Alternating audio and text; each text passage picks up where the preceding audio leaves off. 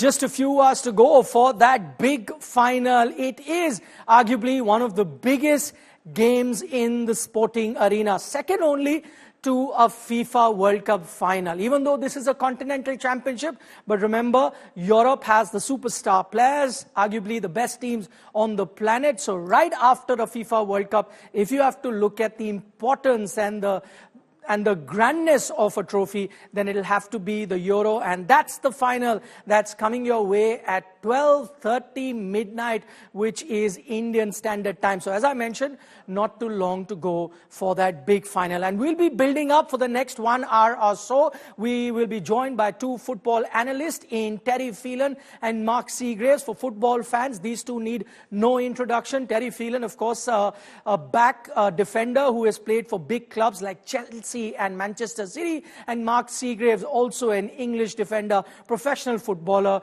who's also plied his trade for big clubs like Liverpool and Manchester City.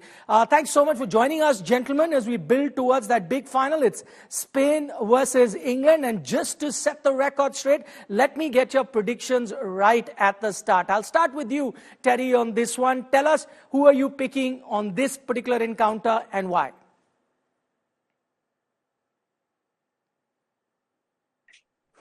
Gee whiz, it's a difficult one, isn't it? Because, you know, you've got Spain, who have been undefeated, obviously, scoring lots of goals. I think they've scored 13 goals. The goals are coming from everywhere, you know, young Yamal and Olmar. Danny Olmar, obviously, is playing absolutely out of his skin. Morata's not doing too well up there, but, I mean, they've got pace and quality about them. You've got Rodri in midfield, so I mean Spain would be favourites, wouldn't they? At the end of the day, you know, if we go right through it, obviously the English have stuttered a little bit. England have stuttered a little bit in the coming through the qualifying stages, and then obviously into the round of 16, semi-finals, the quarterfinals, semi-finals. Now they find themselves in the finals, and you know I always say this: it's a difficult one. I mean, Spain's favourite. I think Spain's set a new culture, haven't they? They've had a new culture. If you look right through the 70s, you know, that wonderful culture they had. It was always tough and strong and hard to play against. And then the Barcelona philosophy come through with Johan Cruyff and that. And they've won trophies. We know what they've won in the past. We know a lot of the players play for Barcelona. Now it's another different culture with another wonderful set of players, and they play completely different football. Very attacking-minded football they play, the Spanish. I mean, the Spanish are favourites, aren't they? But don't put it past England. They've had past experiences. They're well-grounded. Yes, they haven't been playing great in the Euros, but they've been getting over the line, and it's about winning your games. How you win them, it doesn't matter. But it's about winning the games, and they find themselves in the final for the second consecutive time. So that just tells you something about the English mentality, and they've got something to prove. I think a lot of pressure's on England more than Spain, but it's an hard one. It's a really hard one. It's a real hard one to call.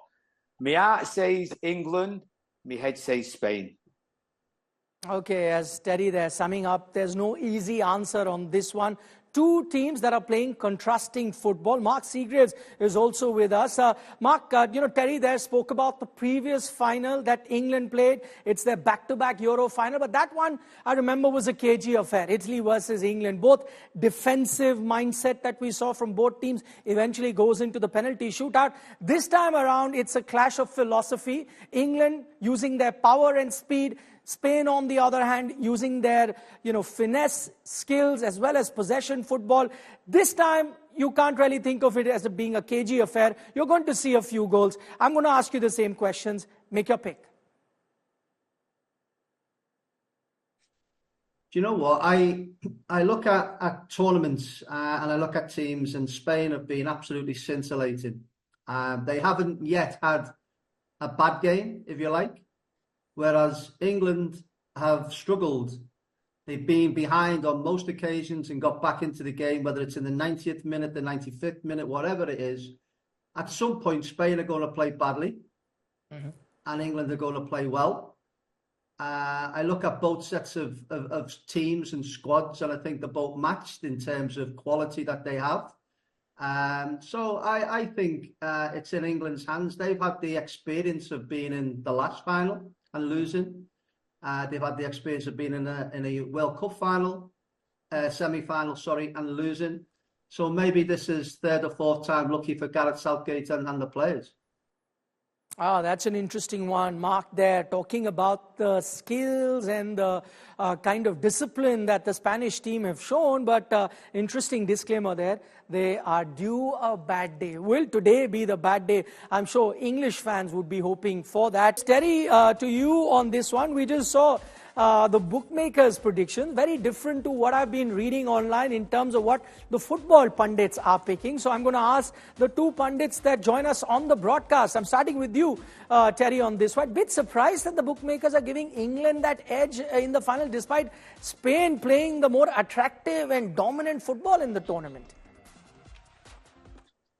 I'm very surprised, because listen, at the end of the day, a lot of people's on the English's backs, is saying they're not playing attractive football. They're not playing the football we want them to play. We've got wonderful players in Foden. We're not giving him the freedom. I think the last few games, he got that freedom. And Saka's been, unsung and all. We know Bellingham's been doing a couple of goals. Bellingham is. I think the back four's been kind of solid. Rice in that midfield has been doing his Rice things, just getting on the ball. It's nice and simple. Harry Kane's been a little bit disappointing, to tell you the truth, but he's always going to be a threat. Yeah, I am a bit surprised, but take nothing away from the Spanish team. The Spanish team have been wonderful, but at this present time, we're coming into a final. Anything can happen. I said in the last game for England, and I get a little bit excited here. I said in the last game to England, with our coaches at South United Football Club, listen, England have got an hard game to come up against, but against the Dutch, they can get through. And the reason they can get through is a stroke of luck. They might not play well, but you need a stroke of luck in tournament football. And England got that stroke of luck with the penalty, didn't they, really? And they see them through in another final. So, listen, you can't knock England. You can't put them down yet. We'll have to wait and see. It is a difficult one. If you go man for man, pound for pound, yes, Spain are scoring more goals from all different areas of the pitch. They've got exciting players in wide areas in the midfield. Rodri, we know what he's done for Spain and Manchester City. It's going to be a dogfight, isn't it? It's going to be a real dogfight. It's going to be like the Spanish Armada all over again. Okay, Mark, I'll take that same question to you. Terry is surprised, but somebody tells, I just get a feeling that you may not be too surprised, because listening to your initial answer, you think that England might hold that edge, right? They could be dangerous on a given day, considering a lot of their players have played in big finals. Spain have a great record, but this is a new generation. They don't have that experience of playing in the big final. Is that the reason why probably the bookmakers have given England that slight edge? I mean, I'm probably going to be more biased towards England, but I feel that England's squad is better than the Spanish, albeit the Spanish have got really good players who are playing well. You've got the likes of Rodri, Fabian Ruiz, obviously Nico Williams and Yamal. They've got them players. Now, they've all played really well and come to the party, haven't they? Obviously, Yamal in the last game with that amazing goal that he scored. But England also have world-class quality players who have struggled. They've laboured through games and they've looked leggy, they've looked tired, they've looked misshapen on times in terms of the way the system is. I think you've got to give Southgate some credit in terms of he's changed the system from a back four to a back three. He's obviously seen what's happened and it wasn't working. So if it's not working, you fix it. And they've looked a lot better in the last couple of games, albeit they still struggled. But I feel if England put it together in this 90 minutes or 120 minutes, whatever it will be, I think they've got too much for the Spanish team. And especially the Spain team, which defensively, I'm not convinced with. The central partnerships within the middle there, whether it's Lenormand and, Laporte, or you've got Nacho in there. I think you could get at them, and whoever Gareth Southgate plays up front, whether it's Harry Kane or whether it's Ollie Watkins or whether it's Ivan Toney, I think they'll have too much for the Spanish defence.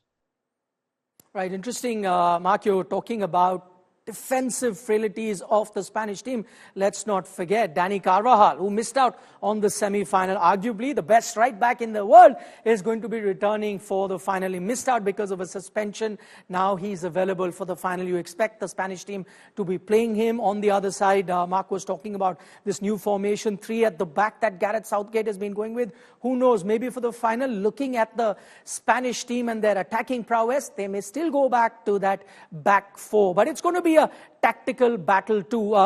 Terry, to you, we're talking about this being a battle between Spain and England, battle between 2 contrasting philosophies.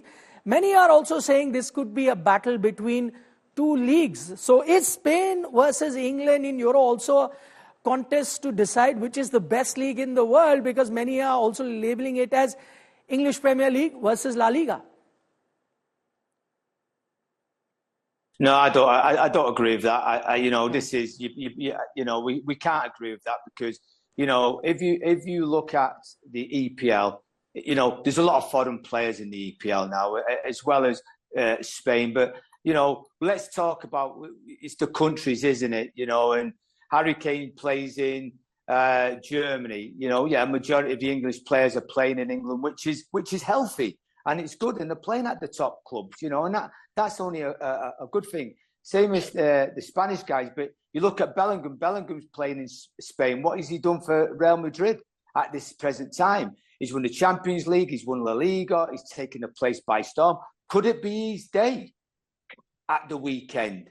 Early Monday morning. Could it be his day? Could he put one over on the Spanish? But a lot of people are saying the same thing. Will it be the best of the best? Listen, Real Madrid, they've won the Champions League, haven't they? So they're the best team in Europe. Does that mean La Liga's the best league in the world? I don't know. Listen, it's up there, but I think there's different differentiations we can work on that. If we talk about money and payment and what players are earning and transfer fees, you look at the EPL. And TV rights. But, I don't know if I want to go down that road. But listen, let's look at 2 countries coming together and hopefully playing wonderful football. Okay, fair point, Terry, there. Not a competition between EPL and La Liga, as some people are saying, but definitely one of the 2 top teams, not just in Europe, but in the world, that will be competing against each other. Terry Phelan, former Chelsea and Manchester defender, is still with us. Terry, the one big question, if we take a look at this particular English team, if they have to win the final, one player has to come good. So ahead of the finals, the English fans are really asking, will the real Harry Kane please stand up? Listen, let's rewind a little bit. If you look at Harry Kane in yesteryear, he was quick, he was agile, when he was playing for Tottenham. But I think the last few years he's had a few bad injuries, a few knocks, especially his ankles, because he's centre forwards, they're always going to get defenders coming in from the back and from the side and that. I think he's lacking a little bit of pace. I don't think England can throw balls over the top like they could do of yesterday. They can't do that now. They have to play to Harry's feet. Harry's coming a lot deeper now, so it's up to your Foldens, your Sakas to get beyond him, and maybe your Bellinghams to get beyond him with a bit of pace and power. Ollie Winks come on. It's a great through ball, it's a great run, and it's a great goal against the Dutch. And I think if you want to really, really stretch Spain, you've got to get beyond them and all. You've got to get, as well as coming short, you've got to get beyond them. And I just don't think Harry gives us that leeway of going beyond. He always wants to come short for the ball. But listen, put anything in the 6-yard box, the 18-yard box of quality, and he'll be on the end of it. And that's where I think he's got to do his best play, in between the 18-yard box and and play in between that 18-yard box and don't come too deep. Play on the centre half's shoulders, you know, and I'm sure he'll do that. Listen, I'm not going to tell him what to do. He's a wonderful player. He's been a wonderful player for England, and I'm sure he will be down the next couple of years. But this is a big game, and they've got to use Harry in the right areas to get the best out of him. Okay, fair point there made by Terry Phelan. Terry, we saw that particular story looking back at Spain's journey, and the one man that really stands out, that he was 16-year-old, yesterday turned into a 17-year-old. I'm of course talking about Lamine Yamal. What should England do to keep Yamal in check in the final? Well, yeah, well, exciting player, 16. He's going to be 17 years old on Sunday. He's been fantastic for Barcelona. He scored his ratio goals for them. He's played a hell of a lot of games for Barcelona over the last season. It just shows you the maturity of him for a 16-year-old. It's a difficult one. He plays in that Saka role, doesn't he? He plays in that Saka role on the right-hand side, drifting in on that wonderful left foot. And we've seen many of world-class players do that over the years. But he's got the confidence. I mean, he's probably going to be up against maybe Luke Shaw, if Luke Shaw is going to be playing, or Trippier in there, or maybe Saka goes in there. We don't really know what the England back five or maybe back four is going to be. But yeah, I think they'll have to double up on him, especially when he gets in that final third. They'll have to work hard, maybe keep him down the line. He showed quality with the balls he's put into the boxes for the likes of Dani Olmo, for the likes of Morata, for the likes of Ruiz. So he's going to be one England will really need to look at and really need to stop. And I think they'll double up on him. But when they double up on him in wide areas, it does leave spaces in other areas for the Spanish, maybe midfield, to come through and maybe get a chance of scoring goals. So, yeah, they're going to have to be very, very careful with him. As well as on the other side with Nico Williams and all, two fantastic, exciting players who do push your back five back or your back four back, and they do create a lot of problems because of that freedom of self-expression. Okay, that's a very interesting point that was made by Terry there, that if you try and focus too much on Yamal, that's a mistake you can make. It's like putting all your eggs in one basket, because on the other side, you've got a young Nico Williams as well, who can be very, very dangerous. Finally, Terry, before we let you go, pick one player for both teams that you feel is going to play a very crucial role in this Euro final. Well, I think Rodri. For Spain, I think he's key in there, and I think Bellingham for England. You know, Bellingham will know them Spanish players inside out. Sorry, I gather that. But Bellingham will be key. Obviously, Spain will have to do the work on him, but I think Rodri will be key because he's the link. He's the talisman. Yeah, you've got wonderful players like Lamar and Williams and Olmo and Ruiz. And Morata up there, but I think he is the one what makes them tick. You know, he's the one who sets the ball rolling. He's the one who's that link between the midfield and the back four. He's the talisman. He's the strength, and we've seen what he's done for Manchester City and all in years gone by. Absolutely fantastic. I think for the midfield is key, and who gets on top in that midfield, then it will relate to the forward line. Okay, interesting pick there from Terry Rodri, and no surprise there because he was also the man of the match for Spain in that semi-final, even though officially it was Yamal who was picked by the folks picking the man of the match. But if you look at the kind of work rate that Rodri put, he was also, for a lot of people, the man of the match in that semi-final. But Terry Phelan, thank you so much for taking our time and speaking to us on India Today.